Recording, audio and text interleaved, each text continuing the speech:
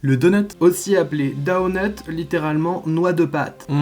Ou encore beigne au Canada et beignet en Louisiane et Acadie. Le donut est une pâte crue, cuite dans l'huile, dans de la friture. Tout à fait, avec en son centre un trou, ce qui fait toute sa particularité. Mais ça vient d'où et de quand du coup? J'allais en venir justement. Comme toute pâtisserie datant de plusieurs siècles, son origine n'est fondée qu'à partir de plusieurs légendes. L'une d'elles relate l'histoire de Hansen Gregory, capitaine de navire de la Nouvelle-Angleterre au milieu du 19e siècle. Pour le contexte, l'ancêtre du doughnut serait des holly cakes, signifiant gâteau à l'huile, mais ceux-ci n'étaient pas munis de trous, dégustés généralement à l'occasion de Noël. Pour revenir à notre bateau, un jour de 1947, le bateau pris dans une violente tempête, alors que le capitaine luttait pour sa survie et celle de ses pâtissiers, il aurait empalé les holly cakes sur son volant pour tenir le cap. Mais t'as pas une autre légende parce que celle-là, on dirait qu'elle est pas vraie, hein. Comme j'ai dit tout à l'heure, il y a plusieurs autres versions de cette légende. Celle-ci est juste plus fantastique que les autres. Mais par exemple, une autre dit qu'il aurait simplement fait un trou dans un holly cake, car ceux-ci avaient la particularité d'être crus en leur sang, voulant donc créer un beignet qui soit totalement cuit. Et une autre encore raconte que la mère de Grégory, Elisabeth, aurait préparé des holly cakes, mais Grégory se serait plaint qu'il y a un manque de cuisson en son centre. Sa mère aurait mis des noix dans le donut, d'où le nom de doughnut. Grégory n'aurait pas aimé, et il aurait fait un trou dedans. Cette pâtisserie est devenue par la suite un symbole pendant la Première Guerre mondiale, lors de la distribution des donuts par les femmes de l'armée du salut, également appelées Donut Girls,